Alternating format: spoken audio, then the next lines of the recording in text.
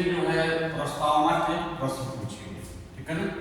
तो प्रस्तावना के प्रश्न पूछने में जो है सबसे पहले हम इसमें ये चार्ट बना लेंगे, हेडिंग डालेंगे ऊपर प्रस्तावना के प्रश्न, और इस तरीके से हम जो है इस तरीके से चार्ट बना लेंगे, ठीक, ऐसे चार्ट बना लेंगे, ठीक है ना। और इसको बीच में से जो है दो भागों में बांट लेंगे, तीन भागों में, ठीक है ना, तीन भागों में बांट लेंगे। पहले में लिखेंगे क्रमांक, दूसरे में लिखेंगे छात्राध्यापिका कथन, और तीसरे में लिखेंगे छात्र क्रिया या छात्र कथन, ठीक है ना।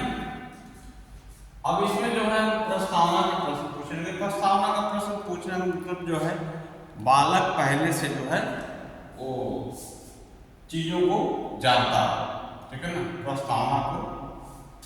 तो प्रस्तावना के प्रश्न हम निकालने के लिए हम प्रश्न पूछेंगे। तो ऐसे प्रश्न पूछेंगे जिसका बच्चा जो है आसानी से प्रश्न का उत्तर दे सके।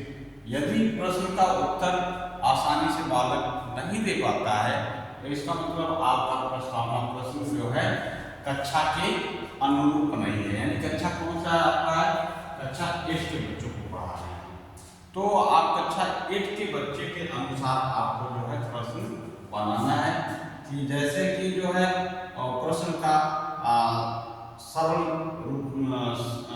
से सरल हो और आसानी से बच्चा जो है बना दे, ठीक है ना, बता दे।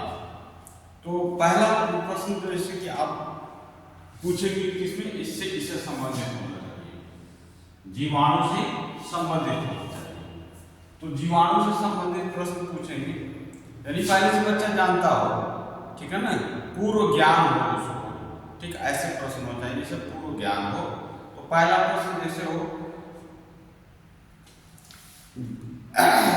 जिन जीवों को हम अपनी नग्न आंखों से नहीं देख पाते हैं उन्हें क्या कहते हैं।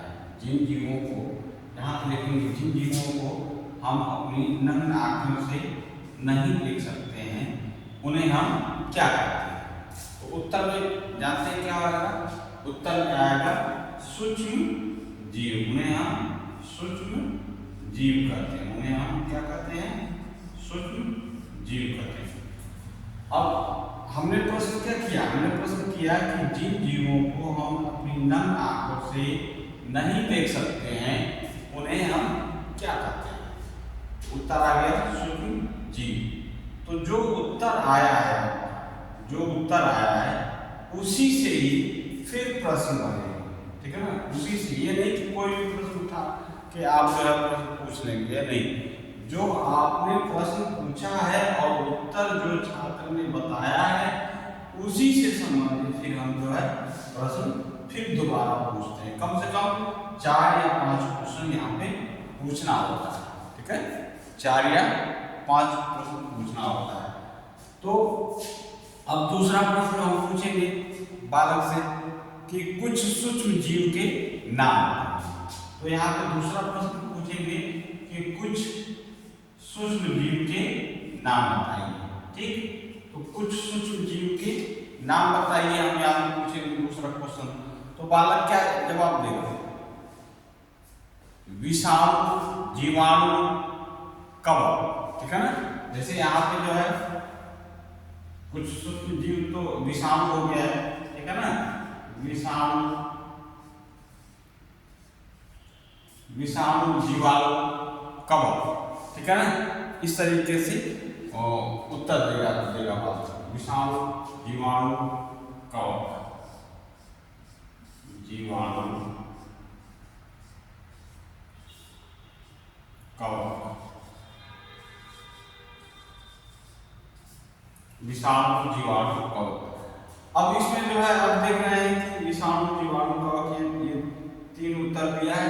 अब इसमें से कोई एक उठा सकते हैं। जैसे मान लीजिए अभी इससे पूछेंगे कि जीवाणु के विषय में आप क्या जानते हैं, यानी या जीवाणु के बारे में आप क्या जानते हैं।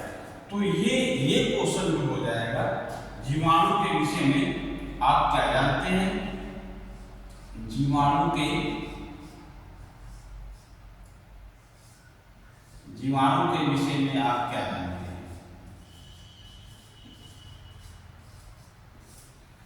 बालक से पूछेंगे जीवाणु के विषय में आप क्या जानते हैं, तो बालक नहीं बता पाएगा, इतना मतलब ज्यादा ज्ञान उसको नहीं, क्योंकि ये जो है आपका टॉपिक है, यही पढ़ाना है।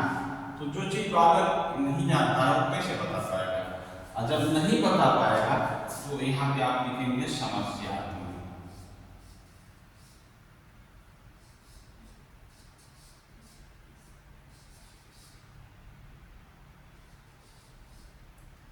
समस्या यहाँ हो जाएगा समस्या, ठीक है ना, यहाँ हो जाएगा समस्या।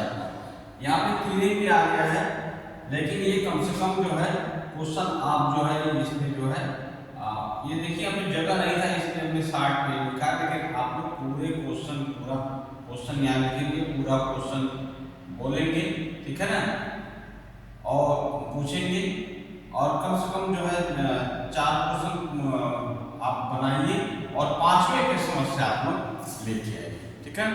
तो जब ये क्वेश्चन जब लास्ट में बच्चा नहीं बता पाता है तो आप पे हो जाता है।